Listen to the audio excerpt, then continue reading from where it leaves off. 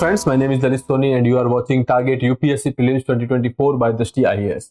In this module, we will be talking about the current affairs from the science and technology portion. This will be the third video of science and technology. There are two videos which has already been uploaded, so you can watch these videos and then continue with your preparation. So let's start with the first topic of the discussion, that is related to your genome editing.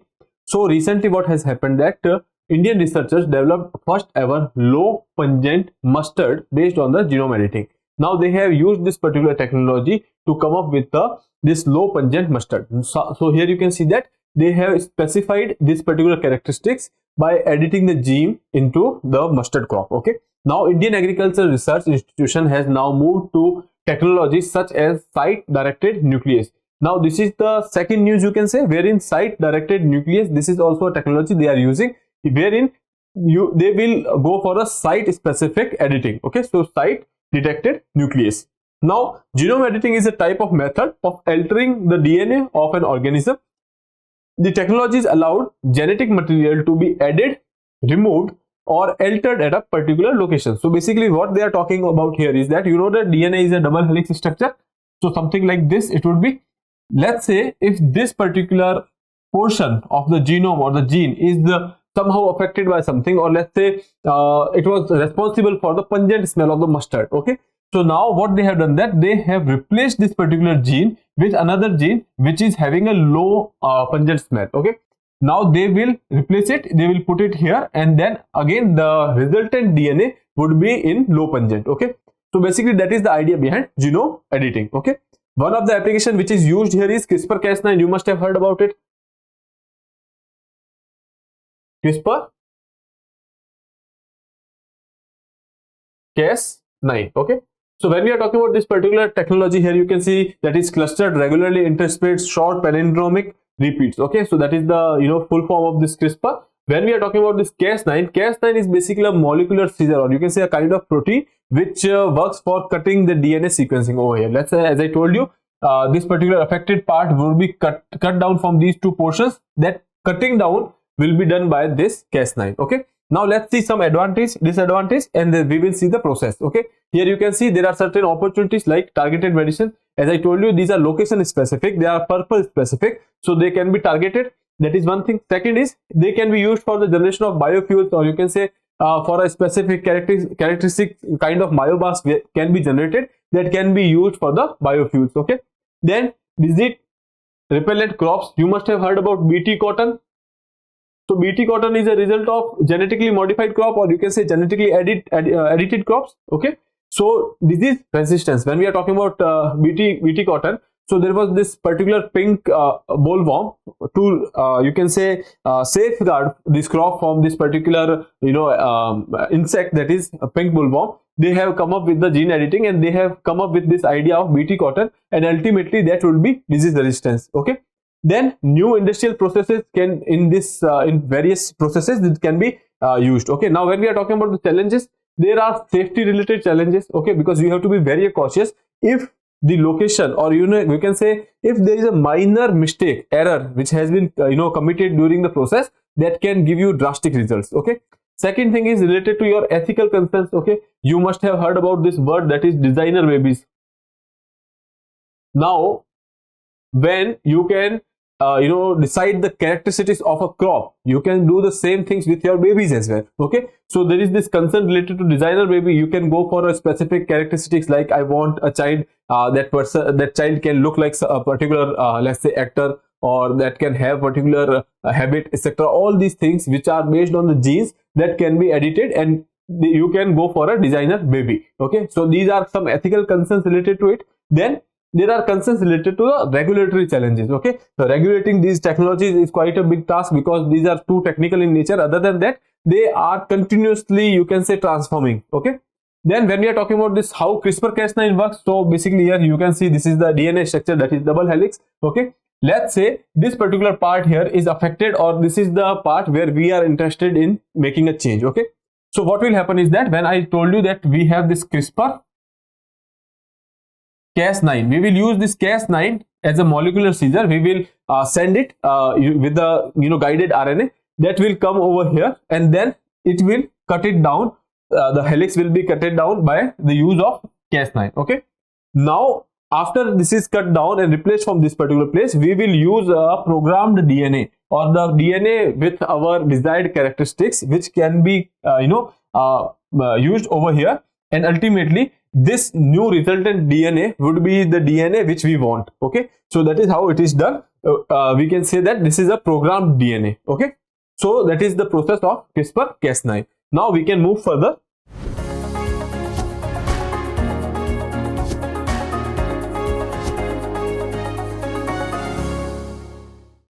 Here you can say, in the context of BT cotton, as I told you, this genetically modified organisms of the crop, they becomes important. Genetically modified organisms involve modification of the genetic material of the host by introduction of the foreign genetic material. Okay, so let's say when we are talking about the BT cotton, so in this particular BT cotton, there was a gene which has been taken from the soil bacterium and it was imparted into that particular crop. Okay, by using that or by using that particular gene, they have made sure that crop is resistant to the pink bollworm. Okay, so here you can say in the case of agriculture, soil bacteria is the most mining source for the genetic engineering. So when we are talking about the agriculture or any kind of crop related gene editing, we mostly go for the soil bacteriums. Okay, now for example, cotton, in the BT cotton, in the case of BT cotton, cotton has been introduced with these two genes, that is 𝐸1AC and 𝐸2AB. These were mined from soil bacterium, that is Bacillus thuringiensis.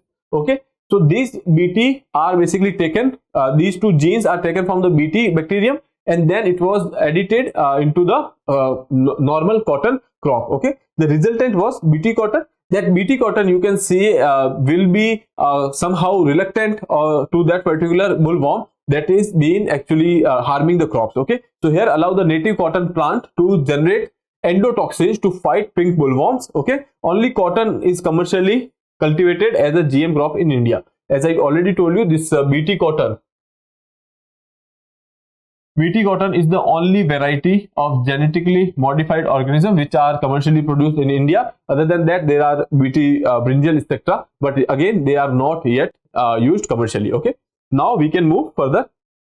Second thing in that particular process is related to your CAR T-cell therapy. Okay, so this CAR T-cell therapy is basically related to treatment of cancer. Here you can see the Central Drug Standard Control Organization, CDSCO, has granted market authorization for the next CAR-19. This next CAR-19 is the, you can say, procedure which is used for fighting cancer. Okay, India's first indigenously developed chimeric antigen receptor T-cell, CAR T-cell therapy. Okay, so this particular therapy has been used recently on a person and that person has been cancer free. Okay, now India is one of the first developing country to have its indigenous CAR T-cell therapy or gene therapy platform. Okay, now it is also known as chimeric antigen receptor T-cell therapy. It is a type of immunotherapy wherein patient's own immune system is uses patient's own immune system to fight the cancer. Okay, what they will do is they will make sure that the patient's immune system is changed in a certain way so that it can fight the cancer. CAR T-cell therapy is often referred as the living drugs. Okay, because when they will come up with the changes, when they will make these changes into the immune system, that immune system or the T cells itself will act as the living drug. Okay, now let's see what is happening over here. Before that, next CAR-19 is a type of CAR T-gen gene therapy developed indigenously by the India by ImmunoACT, which is a company incubated in IIT Bombay. Okay, and then it is designed to target the cancer cells. Okay, they are targeting the cancer cell, which we already discussed. Okay, it will carry CD19 protein. This CD19 protein will have a specific job to do. I will tell you later. Then this protein acts like a flag on the cancer cell. When we were talking about this corona, COVID, so you must have heard that there are some, when we are talking about the COVID, virus, there were some spikes. Okay, these spikes are basically your protein receptors. Okay, similarly on other viruses, on other these T cells, there is this particular receptor. Okay, this receptor is CD19 protein. Now this CD19 protein will act as a flag to identify the cancer cell. Okay, so which allow CAR T cell to recognize and attach themselves to the cancer cells and start the process of elimination. We will see how it happen. Even some developed nations don't have such technology. They import it from USA and Europe. Okay, but India has come up with their own indigenous therapy. You can give it a read, otherwise I'll be explaining it to you in the next. So this we have already seen. What is next card 19? It is the prescription or drug for B cell lymphomas and then lymphoblastics, leukemias. Leukemias, basically they are talking about cancer here. When other treatment has been unsuccessful. Okay, the patients with the white blood cell are extracted by a machine through a process called leukophoresis and genetically modified, equip them with the tool to identify and destroy the cancer cell. Basically here you can see what will happen, that in the first process they will take your blood. Out of blood they will take your T cells. Okay, now they will take T cells and then they will go for the genetic modification of these T cells. Okay, they will introduce this CAR element into it. Okay, we have seen that there is this receptor protein which we have seen CD19 something. Here we have seen that this is CD19 protein. They will use this protein to make sure they identify the cancer cell. So they will genetically modify this T cell which has been taken from the body. So when they will be reintroduced in body, they will not be acting as a outside the body. Okay, so ultimately they will use these T cells, and these T cells will be modified with the insertion of a specific gene. Okay, now they have make the CAR T cell in the lab. Okay, once they make this particular lab, the cells in the lab, they will use this particular protein inside it. Then they will go for the generation, or you can say replication of these cells, and they produce in a heavy quantity, and then they will infuse it back to the patient. Okay, so what is happening over here? They are taking the T cells from the blood, they are genetically modifying the T cells, and now they are using these T cells again for the reproduction, and then they will go for inside this particular body. Now when these T cells which are entering inside the body, they will have a specific, you can say, protein attached to them. That protein will identify the cancer cell, and these T cells will go and attach on these cancer cells. Okay, and then they will start eliminating those cells, because this particular protein and these T cells have this ability to kill the cancer cells, and this particular protein will help them identify these cancer cells. Okay, so ultimately that is the process through which these CAR T cells will be implanted into the patient, and then they will go and attach on the cancer cell. This is the cancer cell, and now these T cells are basically getting attached on it. They will basically eliminate it or destroy this cancer cell. Ultimately you will become cancer free. Okay, so I hope this is very simple process that has been discussed over here. Okay, now how it will work, which we have already discussed. If you have any doubt, you can go through this particular slide. Okay, now we can move further. Now we will be discussing about tuberculosis, because recently there has been one report, that is India TB report 2024, which has been launched by Ministry of Health and Family Welfare. The outcomes of this report, or you can say the analysis of this report, says that the mortality rate due to the tuberculosis has declined. Okay, earlier it was 28 per lakh population. It has declined to 23 per lakh population in 2022. Other than that, there are few data. If you want to remember that, it's fine. Otherwise also these data they won't ask you. Okay, just know that this is the trend which has been discussed in that particular report, that the mortality rate has decreased in the tuberculosis. Okay, now coming to the facts about this particular disease. Okay, it is an infectious disease caused by Mycobacterium tuberculosis. Okay, this is very basics and you should remember this.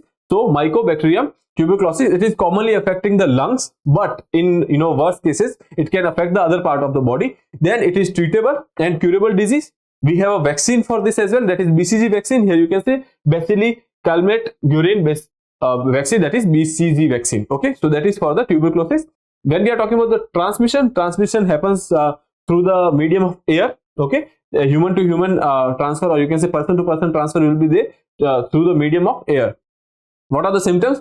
Cough with sputum, blood at times, chest pains, weakness, weight loss, fever, night sweats, etc. So this is the, you can say, symptoms of tuberculosis. Now what are the efforts which India is doing? So recently here you can say that India's national TB elimination program is there, which is having a goal to eliminate TB by 2025. When we are talking about the international goal that is related to your sustainable development goal, that is SDG.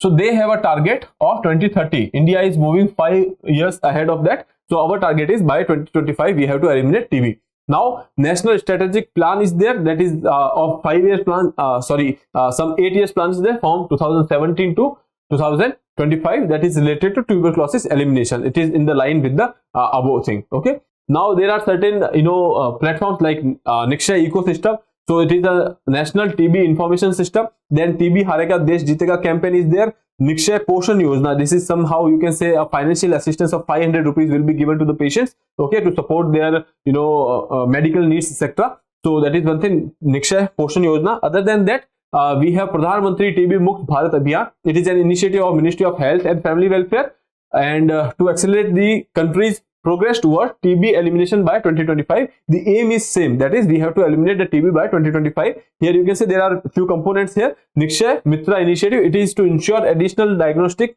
and nutritional and vocational support to the for the treatment of the TB. Then 𝐏𝐤 Mitra, so that is basically about a donor. These are the person who are basically donating you, or they are helping or adopting a person's treatments. Okay, so here you can say those who can support by adopting health facilities for individual donors. Okay, so that is 𝐏𝐤 Mitra. Now 𝐏𝐤 digital platform, it will be providing a platform for the community support for the person with TB. Okay, so these are something you can remember. One word here is, this is 𝐏𝐤. So 𝐏𝐤 word, if there is, that is related to your TB. And when we are talking about India, we have a target to eliminate TB by 2025. When we are talking about global target, that is basically your SDG. SDG says that you have to eliminate TB worldwide by 2030. Okay, so I hope this is clear. You have seen the name of the bacteria which is causing, what are the symptoms is there. We have a vaccine for TB, and when we are talking about the mortality rate, that has been decreasing recently. Okay, now we can move further. Generic drugs. The Union Health Ministry has made available generic drugs to support the care and treatment of 4 rare ailments. When we are talking about rare ailments, their burden is very low, and that is why most of the time these big pharma companies, they are not going for the production of drugs with respect to these rare ailments. Okay, when we are talking about the R&D, research and development, also they are not investing too much into it, because ultimately market is very less. Okay, so that is why now government has taken this step. There are 4 ailments, that is tyrosinemia type 1, Gaucher's disease, Wilson's disease, and Dravet-Lennox Gastaut syndrome. Okay, so these are 4 diseases. You can remember the name. Okay, there are chances they might ask you, because these are specific 4 type of ailments which has been basically chosen by the ministry for the support. Okay, now what is generic drug? So you know that there are some pharma drugs, or you can say branded drugs. These branded drugs are basically quite you can say expensive, because what happens is that, let's say there is some R&D company, there is a company X which is doing R&D in a particular disease, and they have come up with a drug that is a solution to a problem. Now they have spent a lot of money, they have spent a lot of money in that R&D. So when they come up with the drug, they go for the patent of the drug. So when they patent the drug, they have exclusive right over that particular drug and the composition of the drug. Okay, so in India, patents are given for 20 years. So when this patent is there, they will try to recover the money they have invested in the R&D. Okay, so technically speaking, the prices or the price of such drugs will be high, because they are charging extra for to, you can say, compensate for the money they have invested in the R&D. Now one thing is there, that is price will be more. Other than that, since they will have monopoly in that particular sector, because they have patent. Okay, so this is the problem of when we are talking about this branded drugs. Now once this particular patent of 20 years is ended, then they can the other companies can go for the production of this particular drug. Okay, so that is basically your generic drugs. Okay, when this patent is ended, now other small pharmaceutical companies can go for the manufacturing of this particular drug. That is basically generic drugs. Most of the time what happens is that these big brands, what they do is that after 20 years they will do some kind of small change in the composition of drug, and they can go for the renewal of the patent for another 20 years. Okay, that is basically called evergreening. This evergreening of patent, basically it is not allowed, but sometimes they do it. So if there is a significant you can challenge it again, that is a altogether different topic. But the thing is, here you can remember, after that patent is over, another manufacturers can go for the manufacturing of these drugs. That drugs are basically called generic drugs. Now these manufacturers are not having any kind of compensation to made for the R&D, so that is why they are quite cheap and affordable. Okay, but when we are talking about the efficacy, when we are talking about the you can say therapeutic value of these particular drugs, these are similar to the branded ones. Okay, so now let's see. So government has talked about these 4 rare elements wherein they are going for the generic drugs. A generic drug is a pharmaceutical drug that contains the same chemical substance. These chemical substances are called active pharmaceutical ingredients. These are APIs. When we are talking about India, India is quite dependent on the China for the APIs. Okay, India's pharmaceutical industry is doing well. We are like largest supplier of the generic drugs, but the thing is we are dependent on China for the APIs, and APIs are the main component of the drug. Okay, so that is one thing. Now these APIs are same, so that is why the therapeutic value of this particular drugs is same as a drug that was originally protected by the chemical patents. Okay, it may differ in some characteristics such as manufacturing process, formulations, experience, and color, taste, etc., packaging. But the thing is, the essence will be same. The packaging can be different. Okay. Now coming to the another part which is related to this thing, that is unbranded. Generic medical medicines are basically unbranded medicines which are equally safe with same efficacies with respect to the therapeutic value.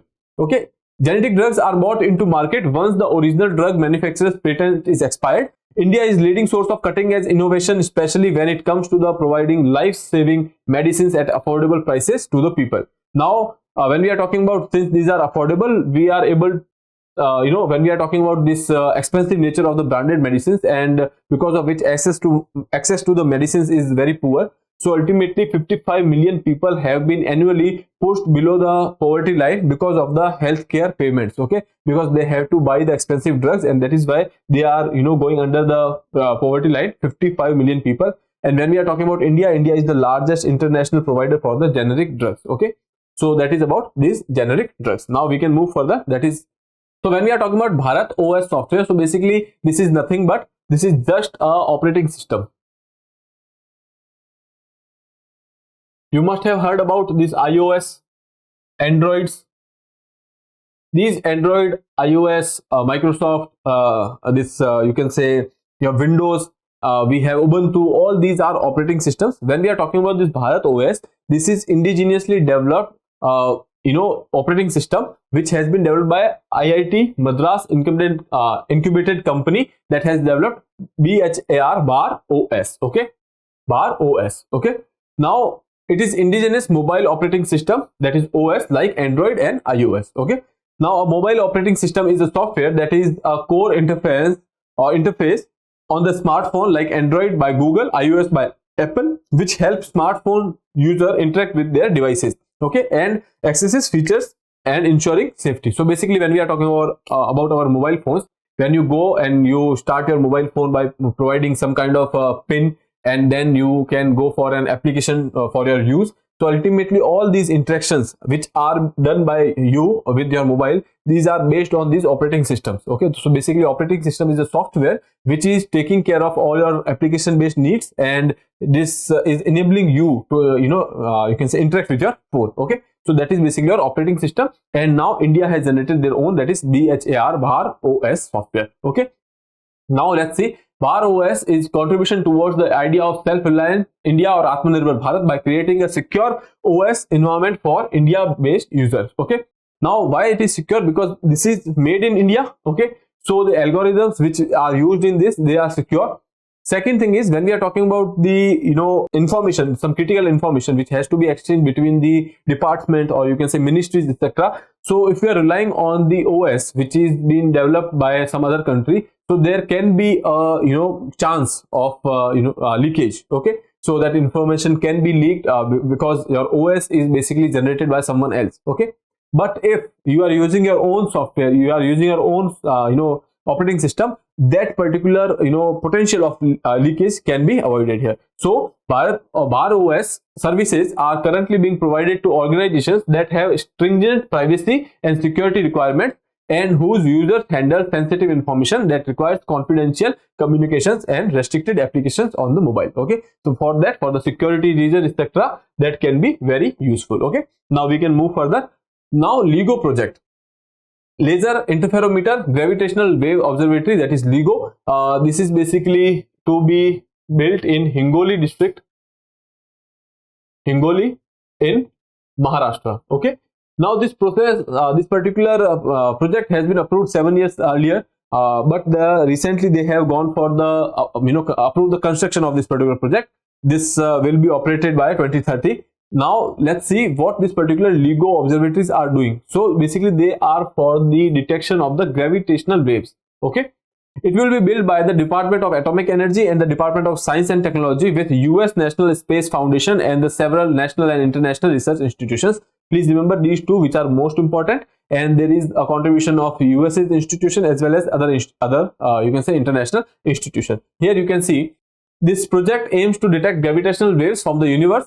Indian LIGO would have two perpendicularly placed 4 kilometer vacuum chambers. It will be like this. There will be 4 kilometers each vacuum chambers. Okay, there will be this particular splitter, and there will be a source of laser. Okay, this is the source. They will put a laser over here. It will split into two parts. It will go to this end 4 kilometers. There will be a mirror.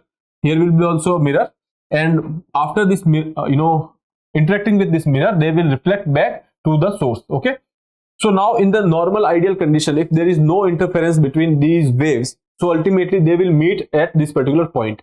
But since there are presence of the gravitational waves like this, okay, so we have gravitational waves. Now this gravitational wave will interact with them, and because of which some frequency would be absorbed, and ultimately they will not interact at the same point or the source, but they will interact somewhere here. Okay, so that is why we are saying that if something like this happened and they are not coming back without any kind of interference, then we can say that there are basically some gravitational waves which are interfering with each other. That is why they are not coming to the same point but at some place else. Okay, so we will see again. Here it is expected to begin scientific runs from 2030, and it is located in Hingoli district of Maharashtra, about 450 kilometers from the Mumbai. Okay, now here this is a picture which is given over here. When we are talking about the gravitational waves, you know that in space also, because of the various bodies which are celestial bodies which are in the space, they generate gravitational waves. Okay, so these waves are basically with respect to time and space, they are coming to the earth as well. Okay, so now we are talking about these gravitational waves. Okay, so now here what is happening is that this is the source, or you can say laser source is there. Okay, and here there is a splitter. Okay, because of this splitter, that will go in this particular direction, second will go in this particular direction. Okay, this is a 4 kilometer long vacuum tunnel. Okay, and then here they have mirrors. They will reflect back, and they are coming over here, and because since there is interference of these particular gravitational waves, okay, so they will not meet at the same point but at some place else, and because of which we can say that since there was an interference, we can say that there were a presence of gravitational waves. Okay, I hope this is clear. Now we can move further with the next part, that is James Webb Telescope. Recently, National Aeronautics and the Space Administration, that is NASA, has released set of images of 5 different regions of the sky taken with the James Webb Space Telescope. When we are talking about this particular telescope, this is the largest telescope as of now, and it is a successor of Hubble telescope. Before James Webb, there was this Hubble telescope, which was the largest one. The telescope is the result of international collaboration between NASA, European Space Agency, and the Canadian Space Agency, which was launched in December 2021. It is the largest and the most powerful infrared space telescope ever built, and it is successor of the Hubble telescope. So this information is enough. Other than that, we will talk about the use and how it will work.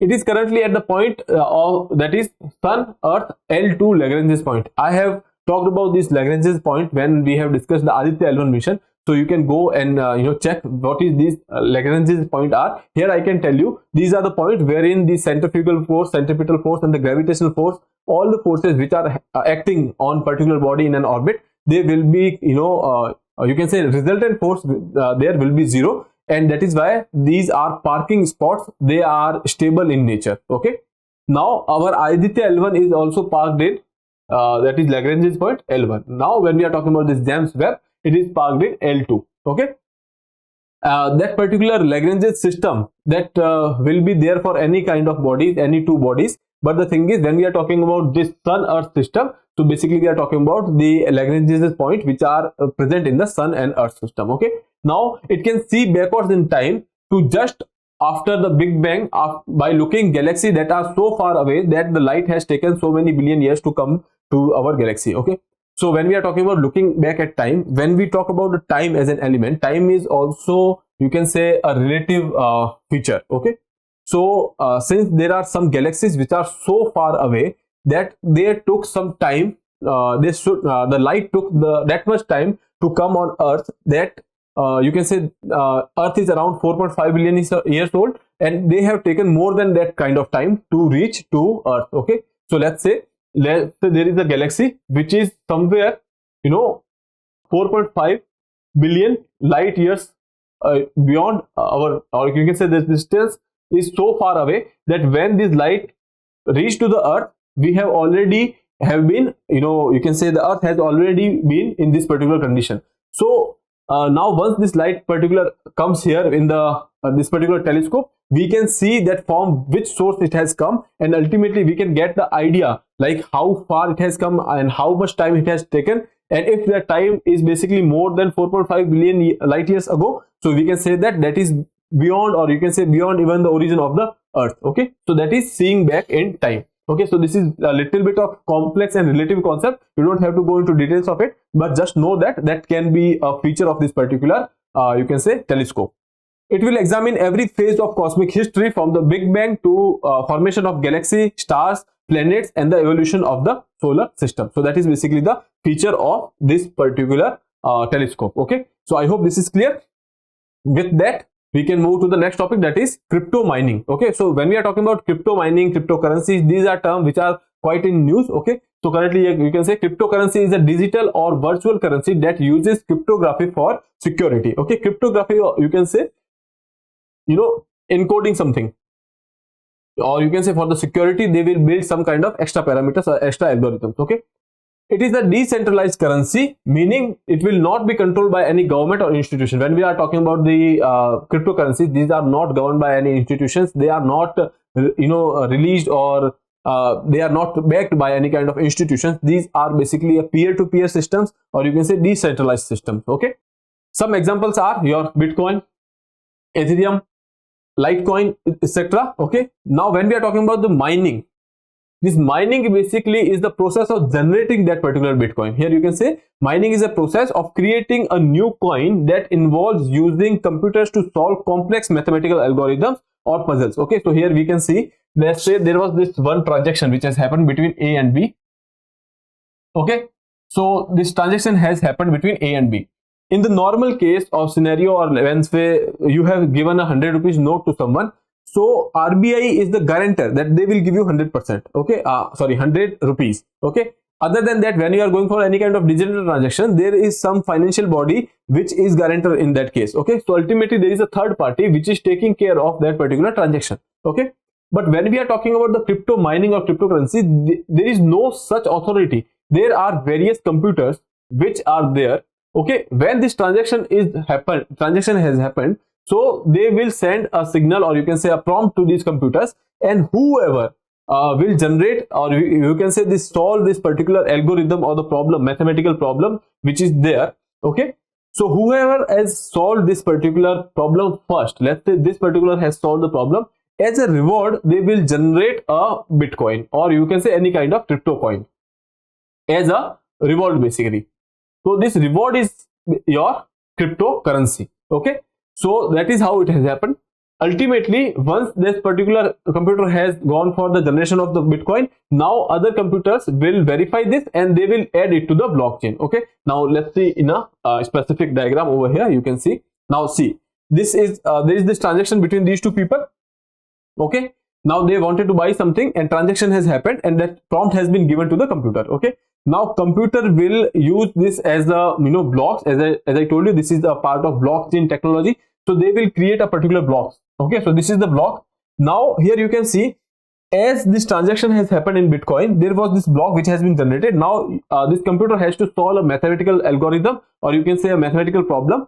Once it is solved, that particular thing will be entangled in this particular you can say block. Okay, ultimately when this is in part of the block, there will be a coin which has been generated for the computer which has solved the problem. Okay, so now this will be a part of your blockchain. Now all this transaction which has happened over here, which will be verified by the other computers which are in the chain. So that is why we can say that it is a peer-to-peer reviewed situations, or we can say that it is a decentralized situation, or you can say decentralized technology, wherein not a authority but different systems or computers which are part of that blockchain, they will verify this particular transaction. Okay, so I hope this is clear.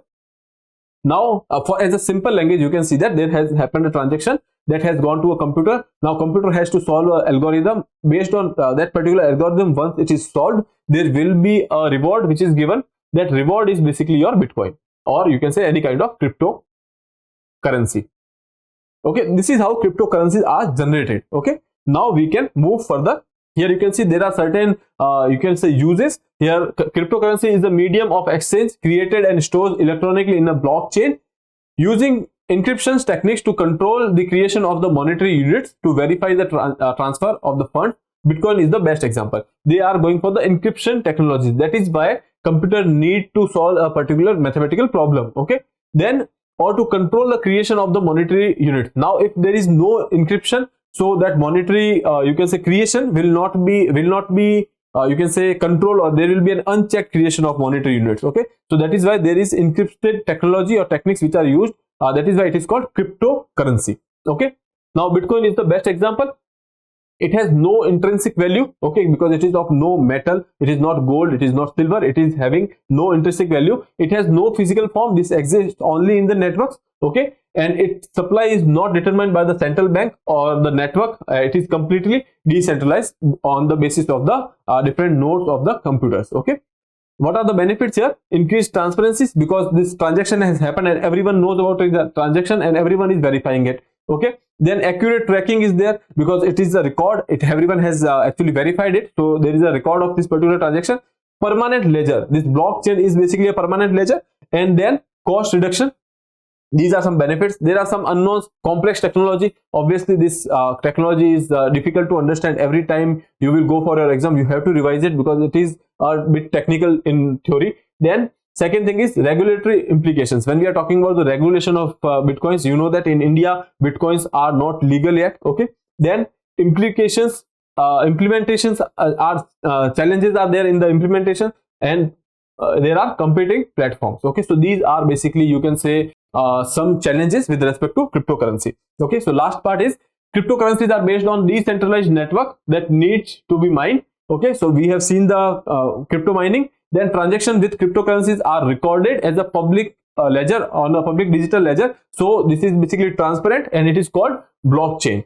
This ledger is maintained by a network of computers around the world. Each new transaction is verified and added to the blockchain by these computers. Okay, now this decentralization and use of cryptography makes it difficult for anyone to manipulate the currency or the transaction recorded in the blockchain, because everyone is having an idea about this particular system, everyone is verifying it, so there are less chances of you can say manipulating it. Okay, so with that that session is ended here. So I'll take your leave now. If you have not subscribed the channel, please subscribe the channel. Thank you. For more informative content, like, share and subscribe, and do not forget to press the bell icon to get the notifications.